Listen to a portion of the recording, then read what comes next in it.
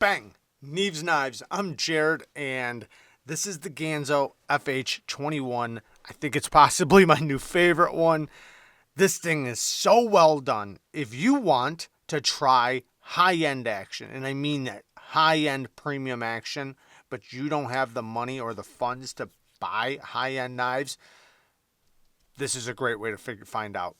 The flipper tab is so well done. The positioning, the jimping, everything on it, it is super comfortable. And the leverage you get from this, the center of the pivot, it is so much higher than the center of the pivot. When you break the detent, which is nice and crisp, the detent is perfection on this. The flipper tab is super comfortable. Great jimping. When you break that detent, this knife kicks out. It almost feels assisted. Now, when you disengage it, it is very smooth on the drop. But man, the action is so good. It's impossible to fail without cheating. I don't even know if I could do it cheating. The break is just so damn crisp. No detent lash at all. It is such good action.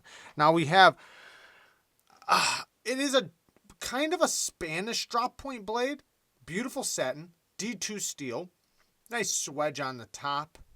Good looking blade shape. This is going to be such a functional blade shape. If you look at the handle, how it tapers down right here, that nestles right in your palm very nicely. It's going to be great for utility cuts. In the hand, it is G10 steel liner lock, and the liner is on both sides, so no weight relieving, which is just fine to me. It's still very lightweight. Deep carry clip, inset, not flat screws though, and it's not reversible. So that's the one little thing. But in the hand, the clip, yes, I feel it, but it's not bad at all. Nowhere near as bad as I felt a lot of knives, so I'm very impressed with it. It is rather comfortable, and it's not a huge knife. Full-size knife, but not huge. And in a reverse grip, if you were going to cut some straps, the blade does kind of angle a little tiny bit. So, yes, you could have the chance of slipping out, but you can easily kink your wrist a little bit and trap some ropes or straps or whatever to cut them. The geometry,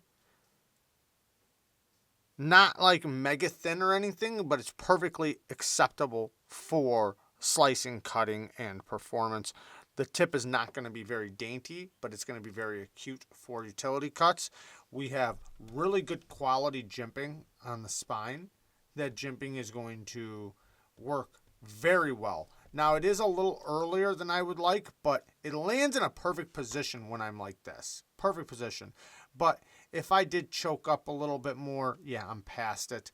You can use the flipper tab to kind of, get some balancing or whatever if you're going to do, picking or, whatever.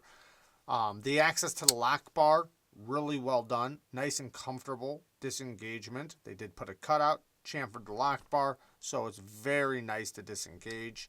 Detent is a little bit later than I'd like, but it's easy to get past, so I can't complain too much. I'm never really fumbling with it.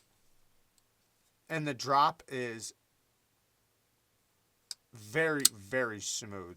It hasn't even broken in yet, and it's very drop shutty. Not fall shut action, not guillotine action, but very, very smooth.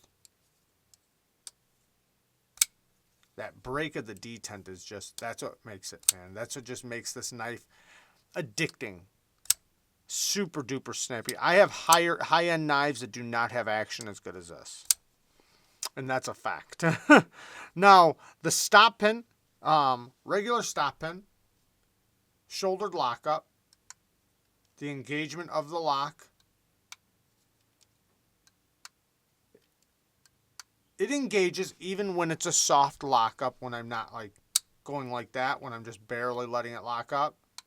It does engage, so that's a good thing. That means the lock face geometry's well done. And it has nice early lockup, so it has plenty of life and room to travel over and continue to get, stronger over time, or to lock up stronger, I should say, over time. Perfect centering. I mean, the centering is absolute perfection. And the G10, the finish on the G10 is done very well. Nice and soft in the hand. A little bit of a design there, but it doesn't look bad. And if you are wanting to get one of these, I will link it down in the description, along with a couple other ones that I do recommend, because GANZO, their most recent in-house designs and a couple other ones that they've done for other designers are just, they're knocking it out of the park. They absolutely are. It's insane how well they can do these for how little money they cost. So if you're wanting to pick one up, it'll be linked in the description. And they come in different colors and everything. The G10 feels like good quality. Not a big fan of this green, but it's okay. Not a big deal at all. Lanyard back here. You know, it kind of adds a little pop to the look of the knife, but, you know, I could take it or leave it. My biggest complaint is the T6s. I'd rather see T8s. And then the Plunge Grind. Again, I keep having to talk about this, so let's get back into it again. So, the companies need to stop putting the edges up to the Plunge Grinds. The first time I sharpen this, I'm going to have to make sure I try to sharpen up the Plunge Grind, but I'm absolutely going to hit this. If you're going to do a Plunge Grind that hits the edge, make it go straight down. Don't let it taper from the thick portion right here, which is the beginning of the Plunge Grind. Don't let it taper down to the edge. Just make it go from here and drop it straight down to the blade, or to the edge. Because when I lay back my angle, which I'm going to do, I'm going to sharpen it up to about right here. And it's definitely going to hit this Plunge Grind. Is it that big of a deal? Not for the price. This is an extremely, extremely affordable knife. Extremely affordable. So it's not that big of a deal. I am nitpicking. For sure nitpicking. But, you know, hey, when you're sharpening your knife, all that stuff matters. Especially for a little user like this that you're going to plan on possibly chipping the edge. You're going to have to sharpen it. You know, you're probably going to want to sharpen it pretty soon after getting it, just because factory edges don't last long at all. It did come with an okay factory edge. Nothing wrong with the factory edge. It's probably like 22 to 24 degrees per side. I don't know that for sure. That's just a guess. And it's relatively sharp for a factory edge. But it's not going to last very long. That's just the way factory edges are. So since they're not going to last very long, you're going to want to sharpen it. And in that case, you know, lower back the angle a little bit. Give yourself a little bit better cutting performance and a little bit longer lasting edge retention. The swedge on the spine does look really good. It does add a little pop to it. I do love this blade shape. It's one of my most favorite blade shapes. Like I said, it's somewhat of a Spanish drop point, but it's a drop point blade. Lots of flat area here, so you can really get some push cuts going. Little bit of belly. I don't like a lot of belly, so this is perfect for me. Little tiny bit of belly, and then a downward facing tip. So you're going to have great utility cuts. Nice slicing and great push cuts. And in this grip where I cover the flipper tab, it's slim. Don't get me wrong. It's very slim in the hand, but I could totally get some good push cuts going. It's not going to be a hard use knife in any way, shape, or form. But if you are going to bear down, it's going to be relatively comfortable, you know, for the thickness and the, you know, how big the handle is. Because it's not a big handle. Not a large knife at all. It's just a full-size knife. So, but man, this action though, holy cow, is this thing good. It's amazing how well tuned these guys can make a detent and an action, and I see other companies that are far more expensive that cannot do this well. Listen to that.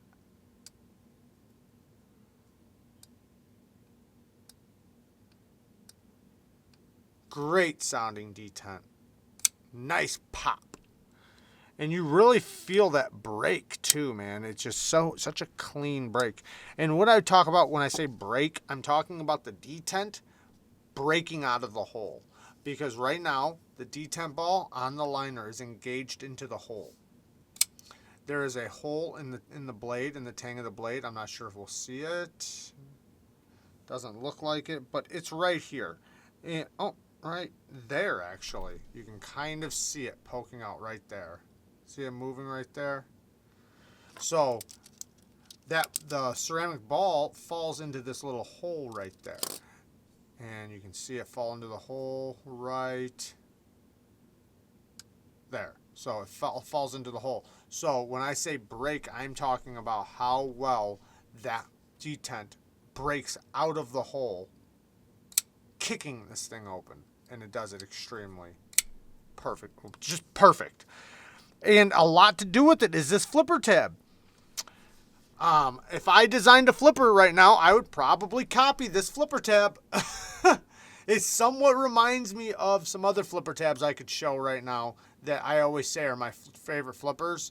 This is perfection. Not only the jimping, but the leverage point, how high it is above the center of the pivot, and the shape, the thickness, everything. It is just fantastic. Even if I just cover it right here, so good. You can do a push button, nice and comfortably, or a light switch. But just a quick look at this guy. I love you guys. Thank you guys for watching. Everything will be linked down in the description. Peace.